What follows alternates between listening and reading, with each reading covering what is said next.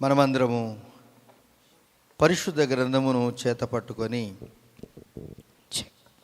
దేవుని స్తుతిద్దాం.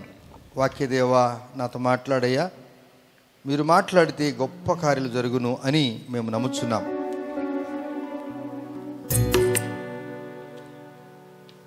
మాట్లాడే దేవుడు ఆయన, నెమ్మదిచ్చే దేవుడు ఆయన, సంతోషం ఇచ్చే దేవుడు ఆయన. రాజైన దావీదు అంటాడు, నేను కృంగిపోయినప్పుడు నీ వాక్యము నన్ను బ్రతికించింది. రాత్రి అంతా కూడా గువ్వ వలె నేను ఏడుస్తూ నా కన్నీరంతా పరుపు తడిసిపోయినప్పుడు ఆయన వాక్యము నన్ను బ్రతికించింది. ఆ మాటలే దేవుని యొక్క వాక్యము.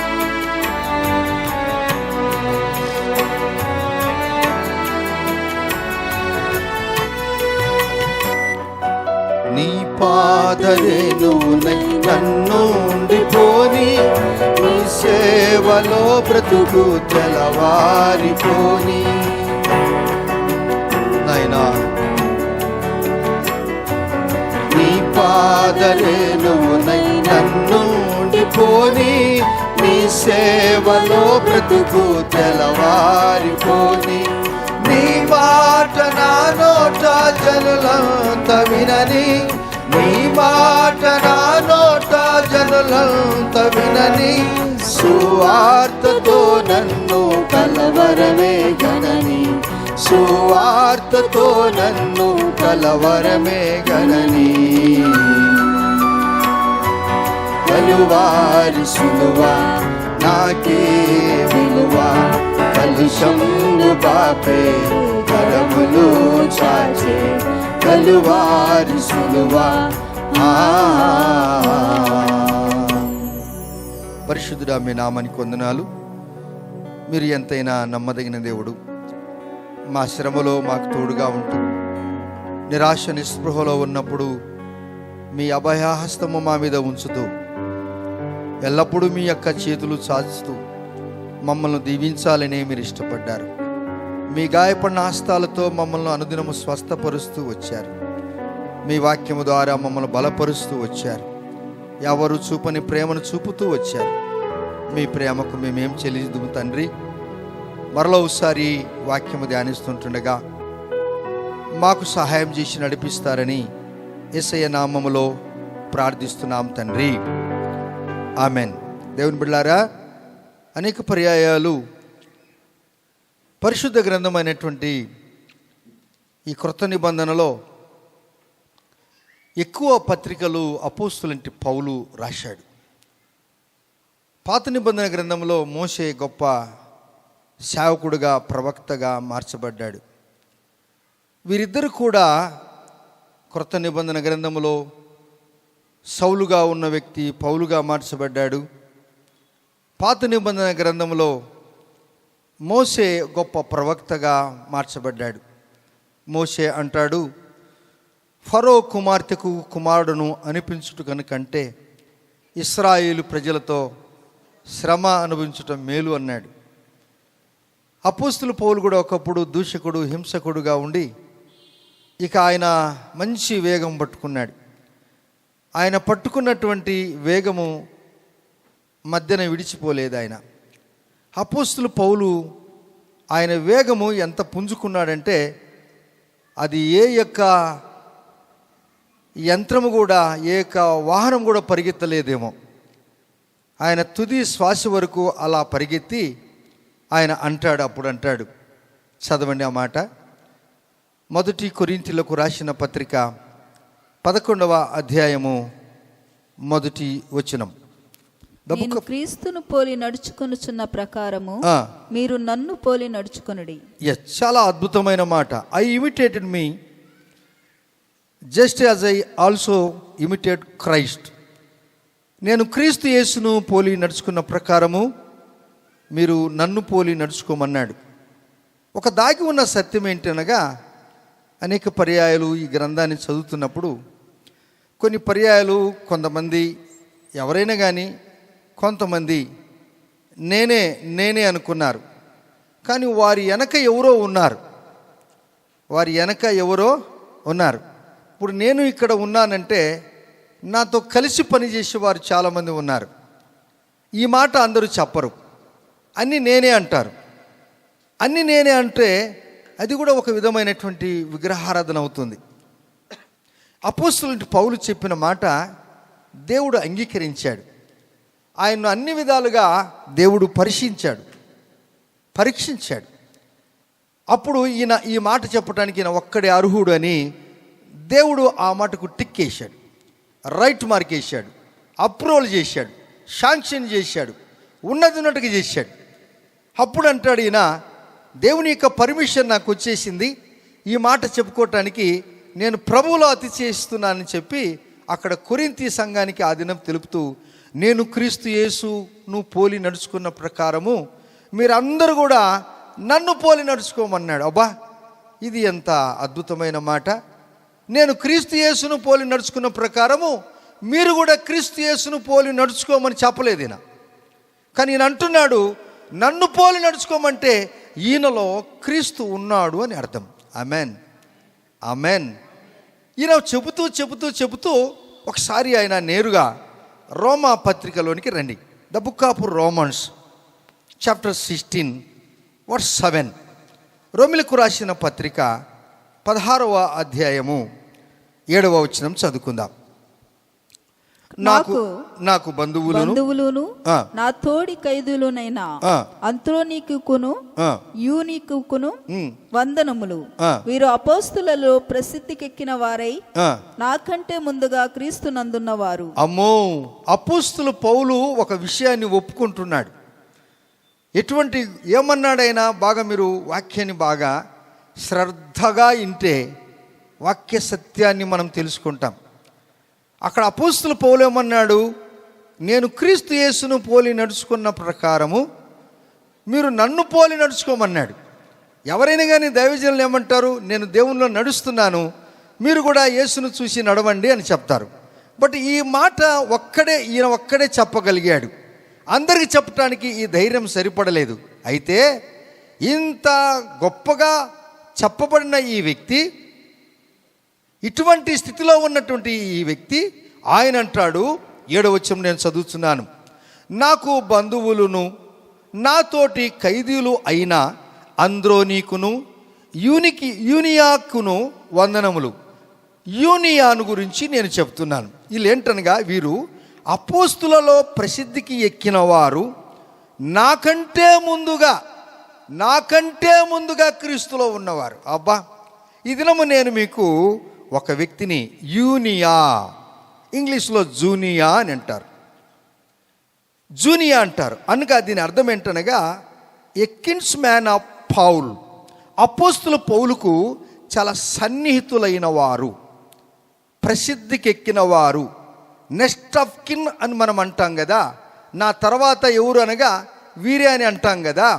ఒక భర్త ఒక భార్య ఏదైనా అకౌంట్ ఓపెన్ చేస్తున్నప్పుడు బ్యాంకులో ఒక ఎఫ్డి మీరు ఫిక్స్ చేసినప్పుడు, అయ్యా ఒకవేళ మీకు ఏదైనా అయితే ఈ డబ్బులు ఎవరు డ్రా చేసుకోవాలా, మీ భార్యనా, మీ పిల్లల, మీ బంధువుల, వారి పేరు కాస్త మెన్షన్ చేయమని చెప్పి అక్కడ రాస్తారు, జాయింట్ అకౌంట్లు కానీ ఏదైనా కానీ.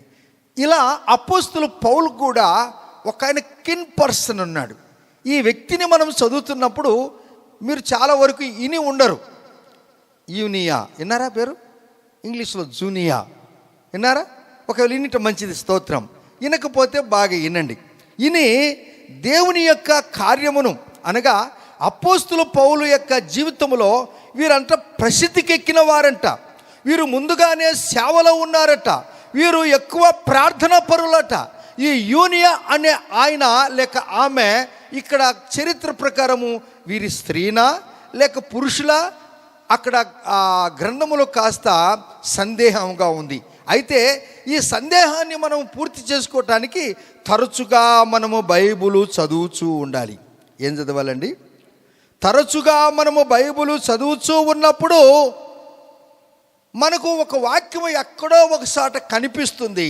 దాన్ని మరలా మనము చదివి ఆలోచన చేసినప్పుడు పరిశుద్ధాత్మ దేవుడు ఒక మాట, ఒక చిన్న మాట, మెల్లనైన స్వరము ప్రభువు కనపరుస్తాడు.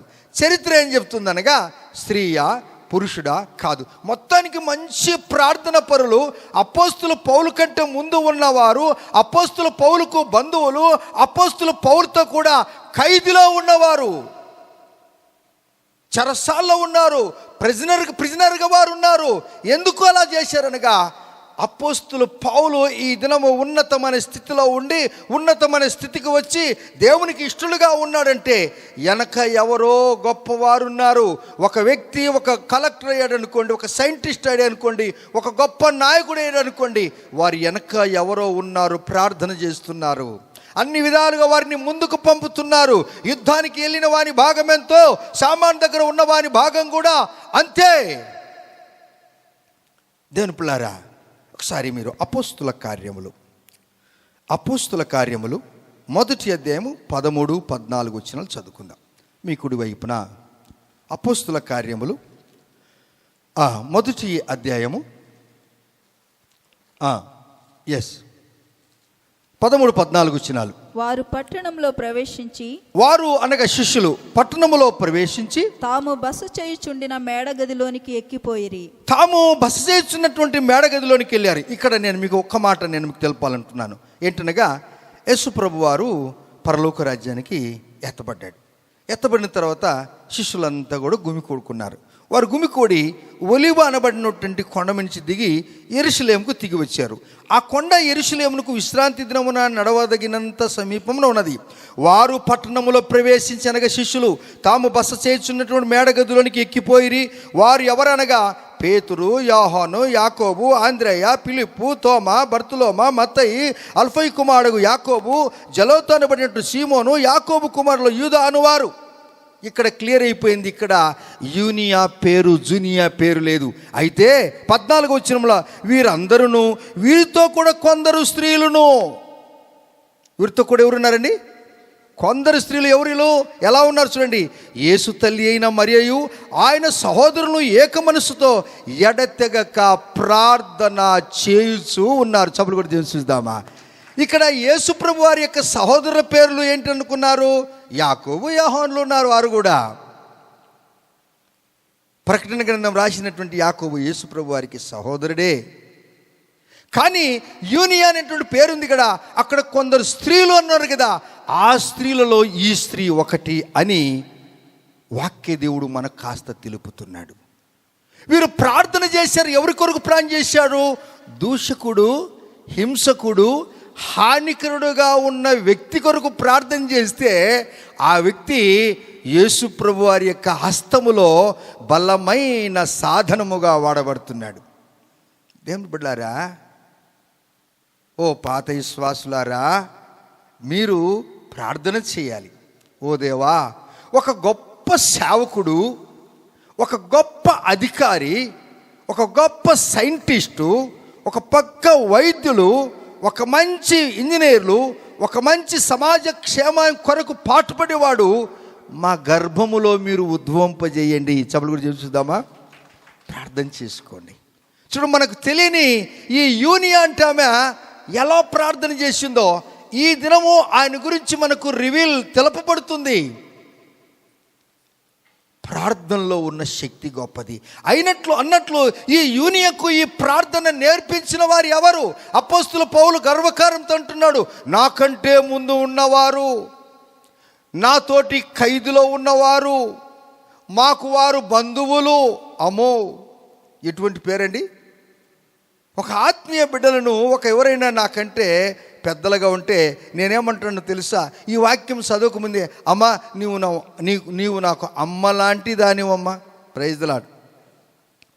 ఒకవేళ సహోదరుడు, ఒక తండ్రి, ఒక అన్నదమ్ములుంటే, బ్రదర్ మీరు నాకు అన్నదమ్ములు లాంటి వారు, నా శ్రమలలో మీరు ఉన్నారు, నా కష్టములో మీరు ఉన్నారు, నా సంతోషములో మీరు ఉన్నారని నేను కూడా అప్పుడప్పుడు వారికి చెప్తుంటాను. అమ్మ నిజముగా మీరు నాకు చెల్లి లాంటి వారే, అమ్మ నిజంగా మీరు నాకు అక్కలాంటి వారే. అపోస్తుల పౌలు గురించి ఆయన గురించి మాట్లాడుతున్నప్పుడు ఈ అపోస్తుల పౌలు వారి గురించి హెచ్చరిస్తున్నాడు. అన్నట్లు ఈ యూనియాకు ఈ ప్రార్థన ఎలా వచ్చేసింది? సేవలో ఎవరు పాల్గొంటారు అనగా ప్రార్థన చేసేవారే సేవలో పాల్గొంటారు. హల్లెలూయా చెప్పండి. ప్రార్థన లేనివాడు సేవలో పాల్గొనడు, ప్రార్థన లేనివాడు ప్రార్థనకు రాడు, ప్రార్థన లేనివాడు పాపానికి ప్రేరేపితుడై ఉంటాడు. ప్రార్థన తక్కువైపోతే వాని జీవితం అస్తవ్యస్తం అయిపోతుంది. ప్రార్థన లేని జీవితము ఎలాంటిది అనగా శారీరకంగా లోకంగా అన్నీ ఉన్నప్పటికీ కూడా ప్రార్థన లేకపోతే ఇరిగి పడిపోయినటువంటి ఒక పెద్ద వృక్షం లాంటి వాడు. ఈ ప్రార్థన వీరికి ఎవరు నేర్పించారు? ఎక్కడ ఈ ప్రార్థన ఆరంభమైంది? ఈ ప్రార్థనలో ఉన్న శక్తి ఏంటి? ఎక్కడ ఆరంభమైంది, ఎక్కడ ముగింపబడుతుంది? అన్ని ముగింపబడుతున్నాయి, కానీ ప్రార్థన అనేటువంటి ఈ దినుసుకు, ప్రార్థన అనేటువంటి ఈ మందుకు, ప్రార్థన అనేటువంటి ఈ శక్తిని ప్రపంచంలో ఎవ్వరు కూడా ఆపలేరు. అది మీ నోట్లో, మీ హృదయములో, మనందరి హృదయములో యేసయ్య దాచిపెట్టాడు. ఎటువంటి దొంగలైన కానీ, ఎంత జ్ఞానంగా కన్నము వేసేవారైనా కానీ, మనలో ఉన్న ప్రార్థనను ఎవరు కూడా దొంగిలించుకొనలేరు. రండి ఒకసారి మీ అందరికీ కొన్ని మాటలు నేను తెలిపి త్వరగా ముగిస్తాను. పరిశుద్ధ గ్రంథములో నుండి ఆదికాండం 4వ అధ్యాయము 26వ వచనం. The book of Genesis chapter 4 verse 26. మరియు షేతునకు కూడా కుమారుడు పుట్టెను. అతనికి యోనోషను పేరు పెట్టెను. అప్పుడు యెహోవా నామమున ప్రార్థన చేయుట మొట్టమొదట ఈ భూమి మీద ఆరంభమైను. అందరు చప్పలు కొడతారా నమ్మిన వాళ్ళు? ఆమేన్. ఎస్ అన్నట్లు ఈ లేఖనాలు ఈ యూనియాకి ఎలా తెలిసింది? అవును, మహావిద్యావంతులుగా కనపడుచున్నట్లుగా ఉంది వీరు. ఎందుకనగా అపోస్తులు పౌలు మొరటువాడు కాదు, ఇల్లిటరేట్ కాదు. గమలీయేలు యొక్క పాదముల దగ్గర బ్రహ్మాండంగా నేర్చుకున్నవాడు. అతనికి వాక్యం చెప్పాలంటే మామూలు మాటలా, ఆమెకు వాక్యం చెప్పాలంటే మామూలు మాటలా. అందువలన ఆమెకు వాక్యము చెప్పాలంటే గొప్ప నిపుణులై ఉండాలి. అనుకుందాం, ఒక చిన్న వ్యక్తి, దేవుని వాక్యమే గొప్పదే, ఆల్రెడీ ఆశీర్వాదింపబడి ఆయన డాక్టరు, ఇంజనీరు, ఒక ఉన్నతమైన స్థితిలో ఉంటే దేవుడు మిమ్మల్ని ఆశీర్వదిస్తాడండి, దేవుడు మీ కొరత లేకుండా దీవిస్తాడని చెప్తే నీకు ఆశీర్వాదాలు ఉన్నాయా లేవని మనం అడుగుతాడా లేదా? ఆయనకు వాక్యము చెప్పాలంటే డీసీ గారికి ఆ దమ్ము, ధైర్యము, ఆ పరిశుద్ధత కనుక ఉన్నట్లయితే ఆయన కాడ అన్నీ ఉండొచ్చు. పరిశుద్ధత లేకపోతే ఆయన ఆ బలహీనత లేక ఆ కొరతను మనం తీర్చిపెట్టడానికి అట్టి వారి తల మీద కూడా చేతులుంచి మనం ప్రార్థన చేసే శక్తి ఒక దైవజనికి ప్రభువారు ఇచ్చాడు. హల్లెలూయా. ఇప్పుడు యూనియా అనేటాయన చరిత్ర ప్రకారం మనం చూస్తున్నాము. ఇక్కడ ఒక స్త్రీలో ఒకటి అని మనం చూసుకుంటున్నాం. ఈమె ఎవరనగా చర్చ్ ప్లాంటేషన్లో ఈమెకున్నటువంటి తపన చాలా గొప్పదంట, చరిత్ర చెప్తుంది. ఆ దినాలలో వారందరూ మేడగదులలో, సొంత ఇళ్లలో కలుసుకుంటున్నారు. అపోస్తుల పౌలు జీవితాలలో ఆయా స్థలాలలో చర్చిలు ఉన్నాయి. దీనికి కారకురాలు ఎవరు అనగా ఇదిగో ఈ సహోదరి యూనియా. అమ్మ, నీ పేరు అలా ఉంటే అపోస్తుల పౌలు అంటాడు, నేను క్రీస్తు యేసును పోలి నడుచుకున్న ప్రకారము మీరు నన్ను పోలి నడుచుకోమన్నాడు కదా. ఆ వ్యక్తి అంటున్నాడు, నాకంటే ముందు సేవకులు కొందరు ఉన్నారు. హల్లెలూయా. నేను ఎప్పుడు ఒక మాట అంటాను, నాకంటే గొప్పవారు ఉన్నారని నేను ఒప్పుకుంటాను. Praise the Lord. నేనే అని చెప్పుకుంటే నా ఎంత అవివేకుడు ఈ ప్రపంచంలో ఎవరు కూడా ఉండరు. ఈమె కొరకు ప్రార్థన చేశారు. ఎక్కడ ప్రార్థన నేర్చుకున్నది ఈమె అనగా లేఖనాలు చదువుకున్నది. యోనాసు దినములలో ప్రార్థన ఆరంభమైంది. యోనాసు అనగా మార్టల్, అనగా మానవుడు. వారి తండ్రి కూడా మానవుడే, నరులుగా సృజింపబడ్డాడు. అక్కడి నుంచి 5వ అధ్యాయం నుంచి ఈయన యొక్క తర్వాతి వంశాల గురించి రాస్తారు. ఎక్కడ రాస్తారు? 5వ అధ్యాయం మొదటి వచనంలో ఆదాము వంశావళి ఇదే, ఆదాము వంశావళి ఇదే అన్నాడు. ఆదాముకి ఎంతమంది కొడుకులు?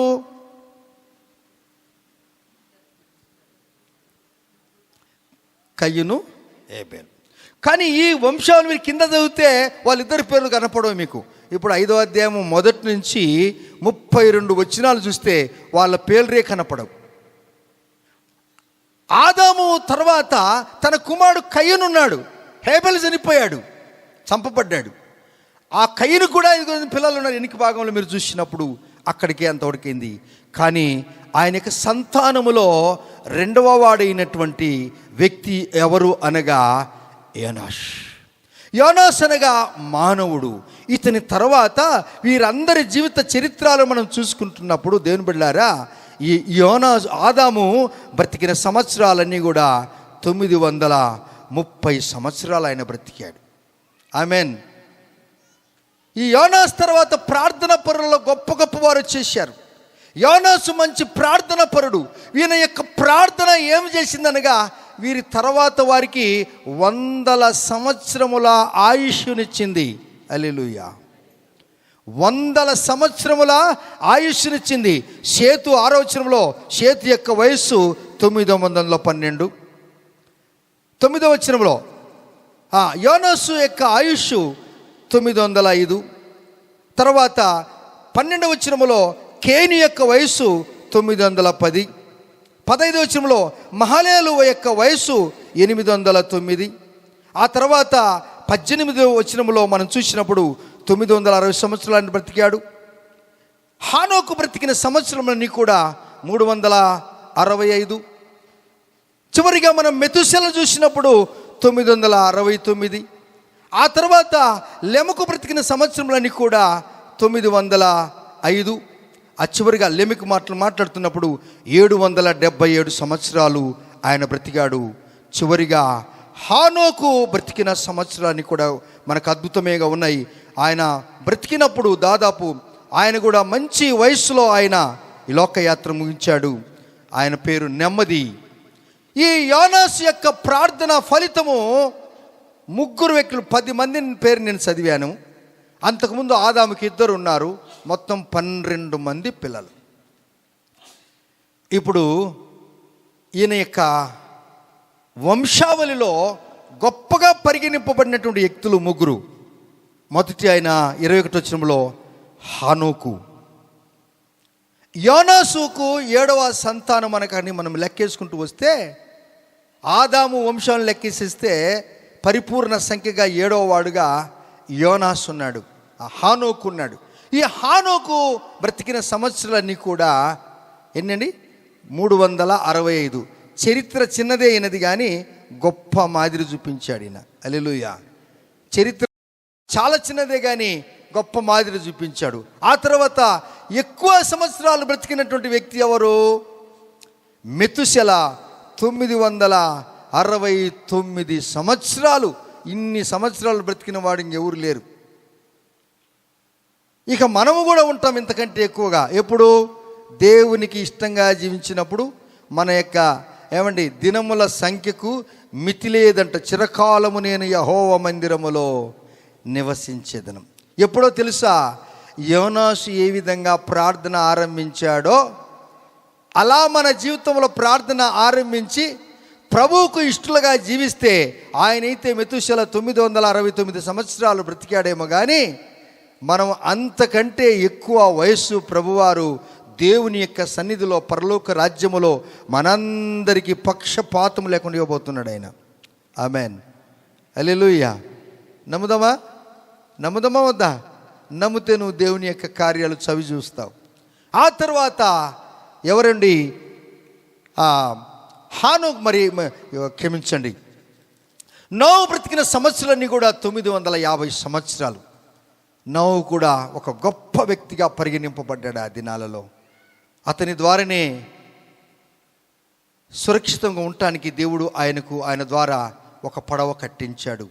ఆయన గర్భఫలం ద్వారా షేము, హాము, యాపేతు వారి ద్వారా 2వ జనరేషన్ అలా ఆరంభమైంది. అక్కడి నుండి దేవుని బిడ్డలారా నోవు నుంచి అబ్రహాము వరకు ఇక మనకు మంచి దృఢమైనటువంటి ఘటము ఎవరు కనపడలేదు. దృఢమైనటువంటి ఒక మంచి ఆయుధము, దృఢమైనటువంటి ఒక మంచి వ్యక్తి ఎవరు కూడా కనపడలేదు నోవు తర్వాత. ఇప్పుడు ఆ గ్యాపును, ఆ ఖాళీని పూర్తి చేయాలని యేసయ్య ఇష్టపడుతున్నాడు. ఆ గ్యాప్ పూర్తి కావాలంటే ఆ యొక్క ఖాళీ పూర్తి చేయాలంటే ఎటువంటి వారు కావాలనగా యూనియా లాంటి వారు కావాలి. వారు ప్రార్థన పరులంట, వారు దేవునికి ఇష్టలంట. అపోస్తలుడు పౌలు ఏ విధంగా అన్నాడో, యూనియా నా బంధువురాలు, యూనియా నాతోటి ఖైదులో ఉన్నది, యూనియా నాకంటే ముందు మంచి పేరుగాంచింది అని దేవుడు నీ గురించి పరలోక రాజ్యములో చెప్పాలి. అప్పుడు అంటాడు, నేరుగా ఇప్పుడు 12వ అధ్యాయం దగ్గరికి ఒకసారి మనం వద్దాం. 12వ అధ్యాయం దగ్గరికి వచ్చినప్పుడు ఇక్కడ ఏముంది తెలిసినా, అబ్రహాము నువ్వు లేచి నీ దేశము నుండి, నీ బంధువుల నుండి, నీ తండ్రి ఇంటి నుండి బయలుదేరి నేను నీకు చూపించు దేశానికి వెళ్ళమన్నాడు. దేవుని బిడ్డలారా, ఈ అబ్రహాము ఊరు అనేటువంటి ఊర్లో కాదు ఆయన ఉన్నది, ఊరు అనేటువంటి పట్టణంలో ఈయన ఉన్నాడు. అబ్రహాము మంచి జ్ఞానవంతుడు. ఆమెన్. అబ్రహాము బాగా చదువుకున్నవాడు.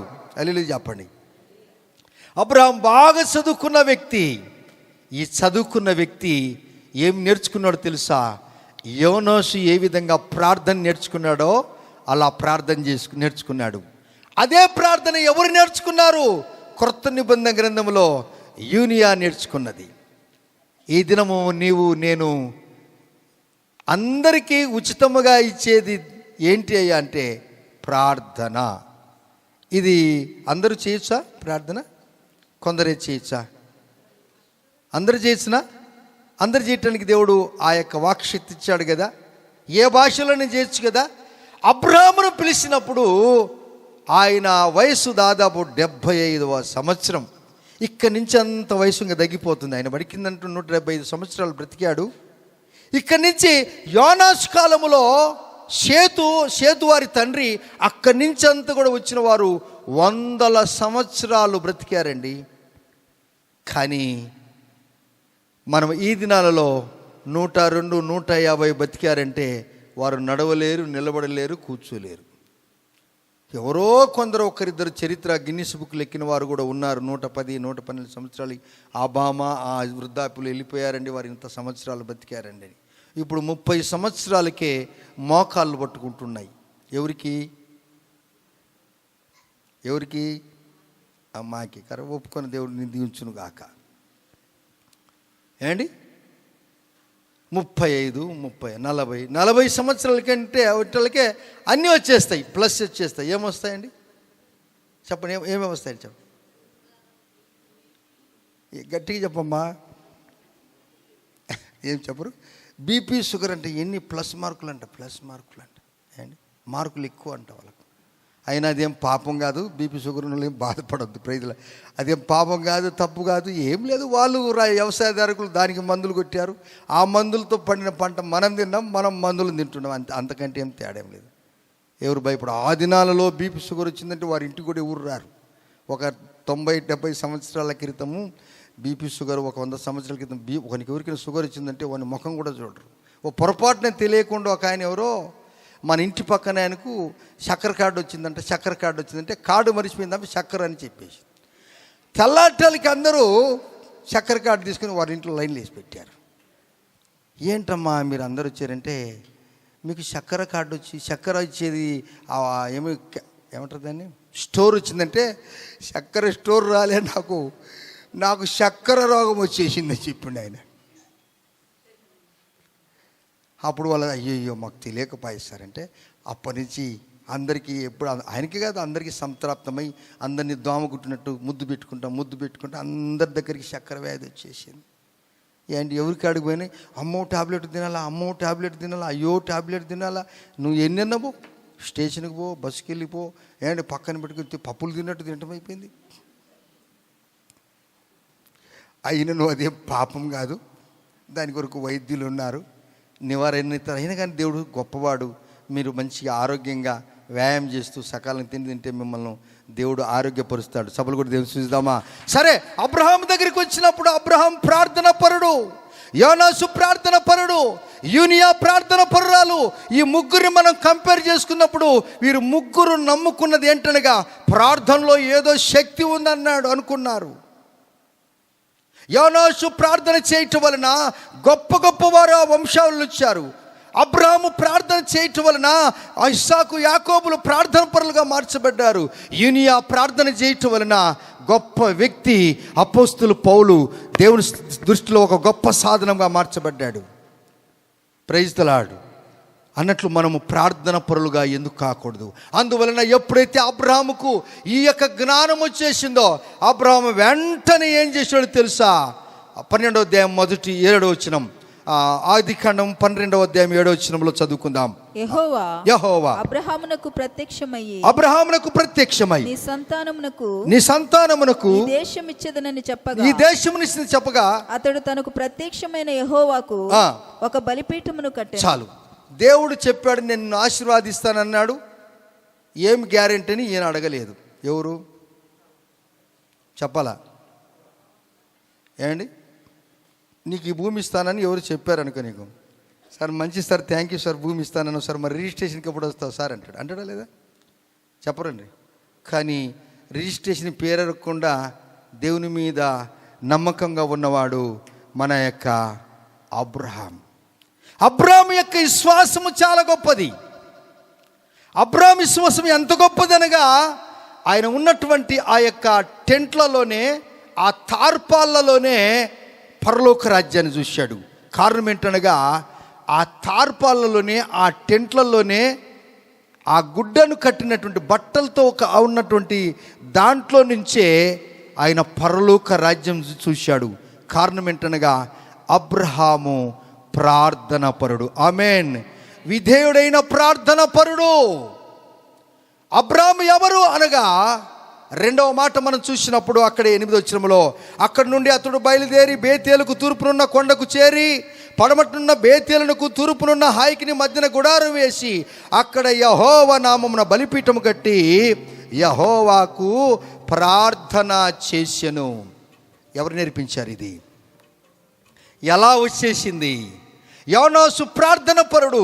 భూమి మీద మొట్టమొదటిగా ప్రార్థన ఎక్కడ ఆరంభమైంది అనగా యోనాసు ద్వారా. యోనాసు అనగా మార్టల్ అనగా మానవుడు. ఒక మానవుడు చేయవలసినటువంటి ప్రార్థన ఏంటనగా పరలోక రాజ్యములో ఉన్న దేవుని సంధించాలంటే యోనాసుకున్నటువంటి తీవ్రత, యోనాసుకున్నటువంటి ఆత్మ అది ఎంతవరకు వచ్చిందనగా హానోకు దగ్గరకు వచ్చినప్పుడు హానోకు దేవునితో 300 సంవత్సరాలు నడిచాడు. 300 సంవత్సరాలు నడిచి ఆయన వయస్సు 65 సంవత్సరాలు ప్రభువుని నమ్ముకున్నాడు. 365 సంవత్సరాలు నడిచిన తర్వాత, హానోకు నువ్వు సుదీర్ఘ ప్రయాణం నాతో చేశావు, చాలా రోజుల నుంచి నాతో వస్తున్నావు, ఈ దినం ఇంకా చాలా దూరం వచ్చావు, ఇంక ఇంటికి ఏం పోతావులే, రా నాతో కలిసి పోదామన్నాడు. హానోకు మరణము చూడకుండా ఎత్తబడ్డాడు.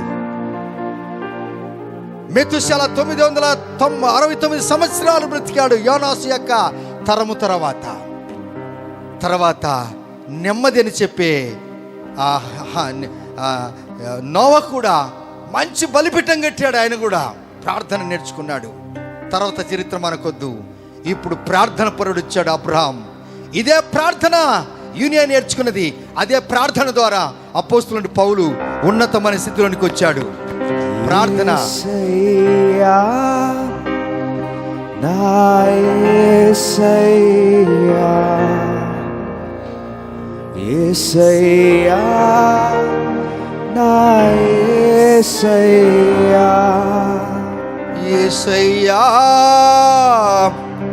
నా యేసయ్యా, యేసయ్యా నా యేసయ్యా. చప్పట్లు కొడదామా? ఎస్. అబ్రహాము ప్రార్థన పరుడు, యోనాసు ప్రార్థన పరుడు, హానోకు ప్రార్థన పరుడు, నోహు ప్రార్థన పరుడు, యూనియా ప్రార్థన పరురాలు. ప్రార్థన మన శక్తిని మనం ఇద్దామా?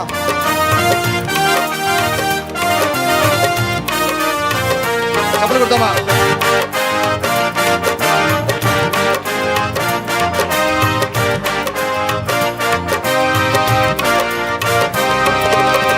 అబ్రహాము దేవుడవు, ఇస్సాకు దేవుడవు, యాకోబుల దేవుడవు, నాకు చాలినది. మరోసారి అబ్రహాము దేవుడవు, నాకు దేవుడవు ఆ, యాకోబుల దేవుడవు నాకు చాలిన దేవుడవు యేసయ్యా, యేసయ్యా. అందరము యేసయ్యా, యేసయ్యా. యేసయ్యా, నా యేసయ్యా. అందరూ ప్రార్థన పరమారా దర్శించండి. నా యేసయ్యా, యేసయ్యా, నా యేసయ్యా, యేసయ్యా, నా యేసయ్యా. Yes.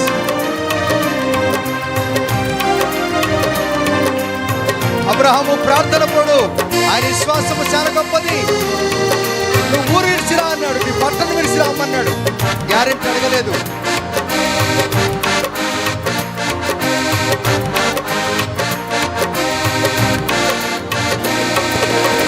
అబ్రహాము విశ్వాసముతో స్వదేశం విడిచెను, పునాదులు గల పట్టణముకై వేచి జీవించను.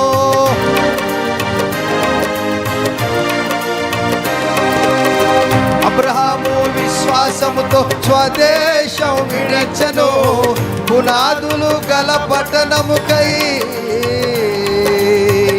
వేచి జీవించను. అబ్రహాముకు చాలిన దేవుడ నీవేనయ్యా. అబ్రహాము దేవుడా, ఇస్సాకు దేవుడా, యాకోబుల దేవుడా, నాకు చాలిన దేవుడా యేసయ్యా, నా యేసయ్యా.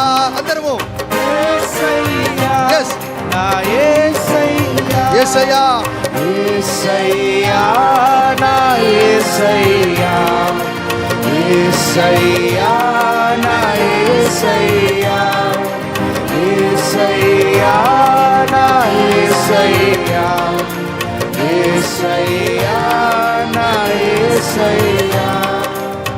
అబ్రహాము దేవుడవు, ఇస్సాకు దేవుడవు, యాకోబుల దేవుడవు, నాకు చాలిన మరోసారి అబ్రహాము దేవుడవు ఇస్సాకు దేవుడవు యాకోబుల దేవుడవు, నాకు చాలిన దేవుడవు యేసయ్యా, యేసయ్యా. ఓ యేసయ్యా, నా యేసయ్యా, యేసయ్యా, నా యేసయ్యా, యేసయ్యా, నా యేసయ్యా.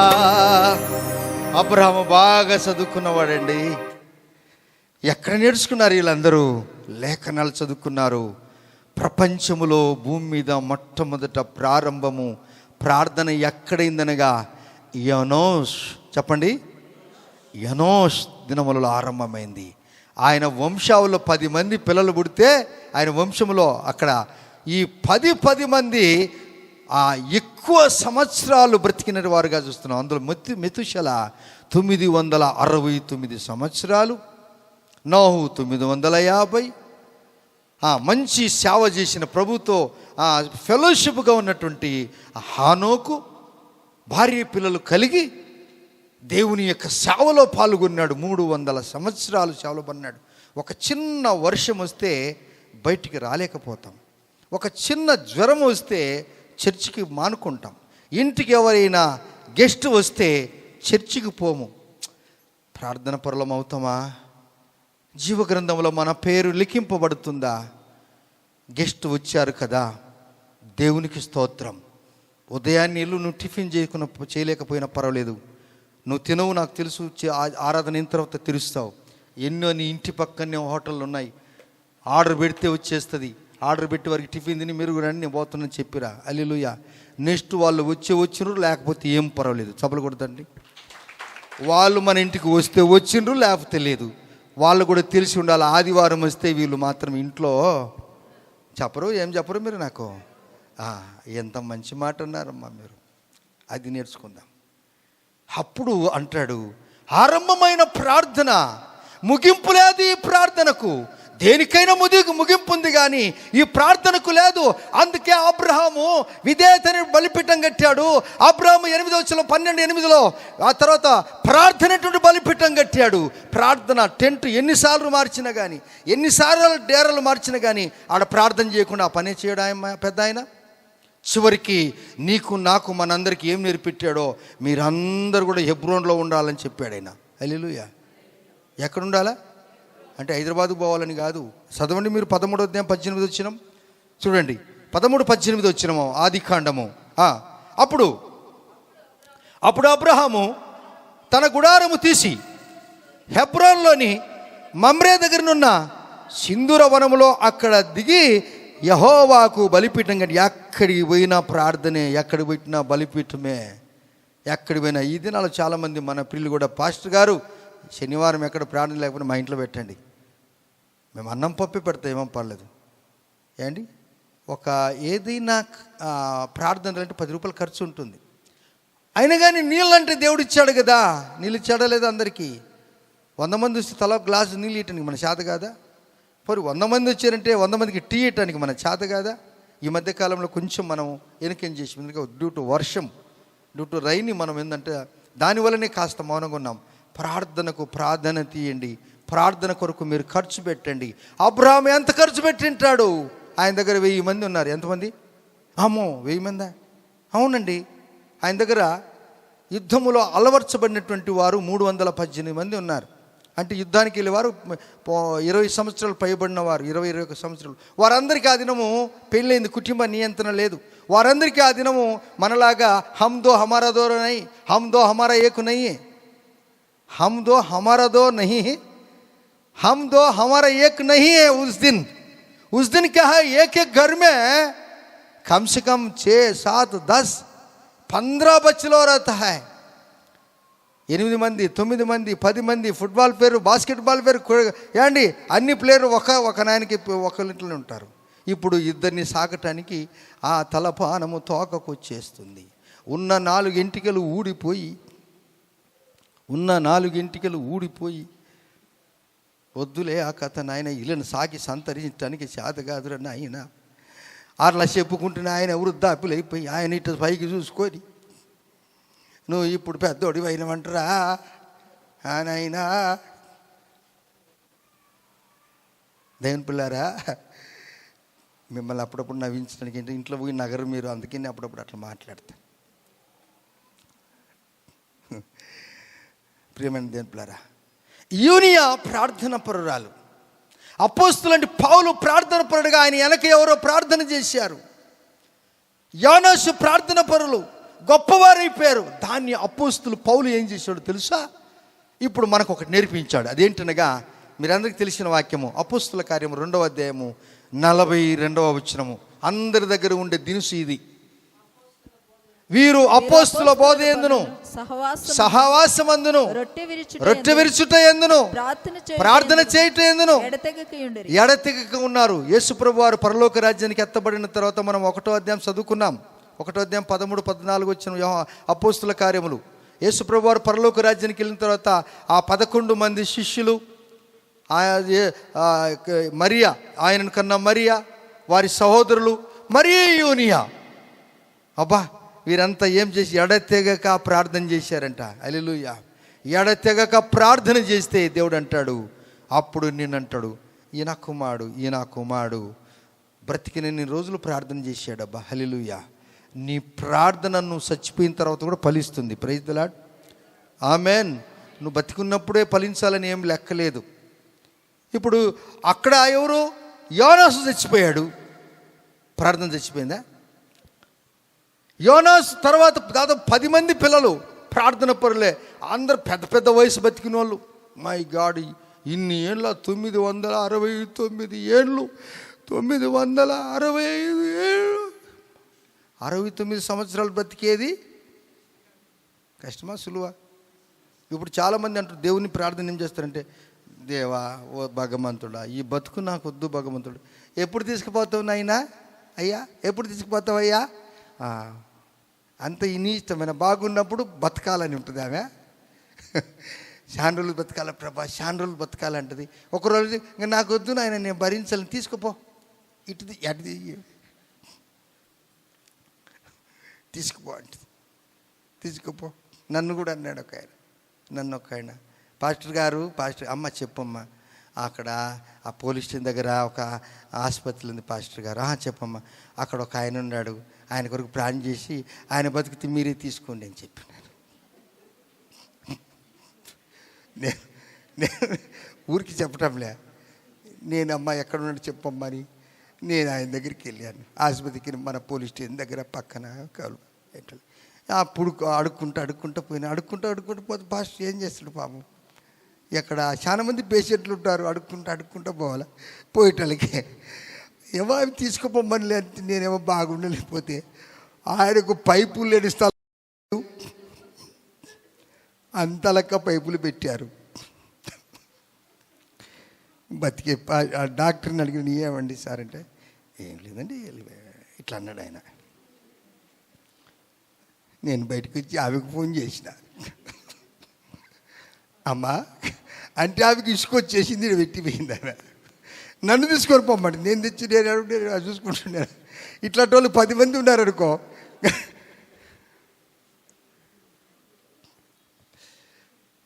అమ్మా మరి నువ్వు ఎప్పుడు ప్రభువుని నమ్ముకుంటావు అమ్మా అంటే, నాకు ఎందుకు లేండి పాస్టర్ గారు, నాకు చాలా పనులు ఉన్నాయన్నది ఆమె.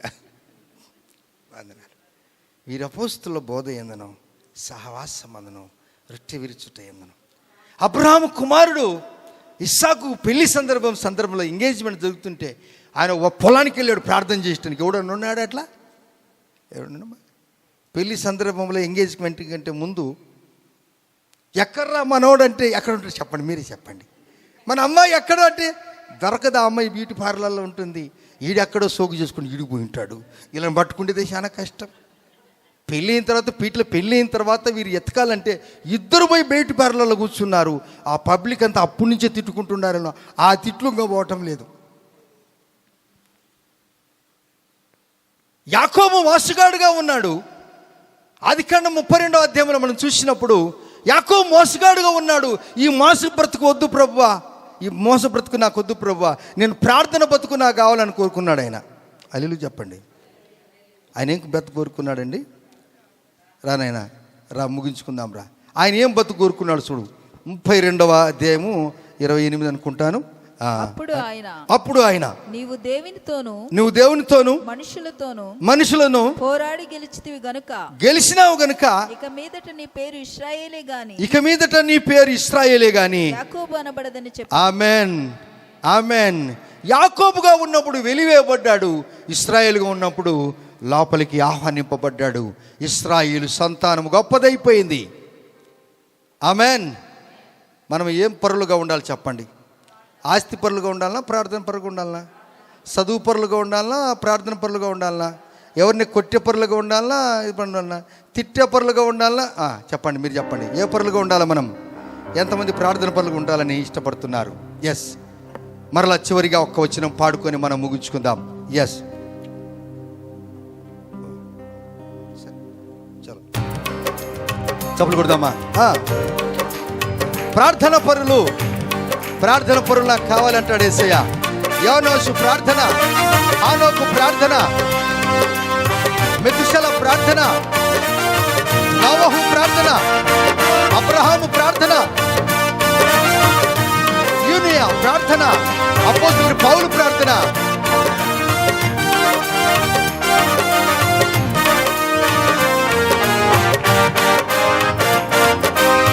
ఎలా చెప్పాలి?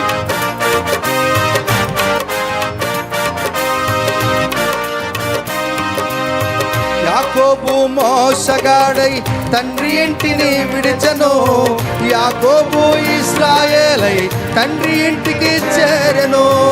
యాకోబు మోసగాడై తండ్రి ఇంటిని విడిచెను, యాకోబు ఇశ్రాయేలై తండ్రి ఇంటికి చేరెను.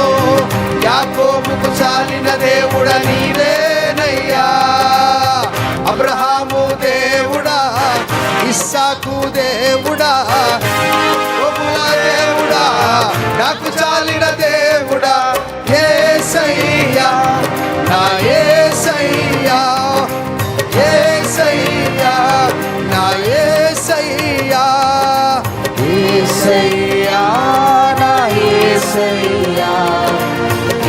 యేసయ్యా నా యేసయ్యా, యేసయ్యా నా యేసయ్యా, యేసయ్యా నా యేసయ్యా. అబ్రహాము దేవుడవు, ఓహో ఇస్సాకు దేవుడవు, వరవా యాకోబుల దేవుడవు, నాకు బలే బలే. యేసయ్యా, యేసయ్యా, ಎಲ್ಲರೂ యేసయ్యా, యేసయ్యా, యేసయ్యా నా యేసయ్యా, యేసయ్యా నా యేసయ్యా. మోకరిద్దాం. క్రీస్తు వంశావళిలో మన పేరు లిఖింపబడాలి. ఆదాము వంశావళిలో వారందరూ దీర్ఘకాలం బ్రతికారు, కానీ క్రీస్తు వంశావళిలో మనం బ్రతికినప్పుడు అప్పుడు అపోస్తలుడు పౌలు అంటాడు, నేను క్రీస్తు యేసును పోలి నడుచుకునే ప్రకారం మీరు నన్ను పోలి నడుచుకునండి. ఆయన అంటాడు, వారు నాకు బంధువులు, నా తోటి ఖైదీలు అయిన అంద్రోనీకును యూనియాకును వందనాలు. వీరు అపోస్తలులలో ప్రసిద్ధికెక్కిన వారు నాకంటే ముందుగా క్రీస్తు నందు ఉన్నారు అని ఈయన ఒప్పుకున్నాడు. ఒప్పుకుందామా? మనం కూడా క్రీస్తు నందు ఉందామా? క్రీస్తులో ఎదుగుదామా? క్రీస్తులో పెరుగుదామా? క్రీస్తులో ఆనందిద్దామా? ఆ జీవితాన్ని మనం అలవాటు చేసుకుందాం. మా నాయనా నీకే స్తోత్రాలు.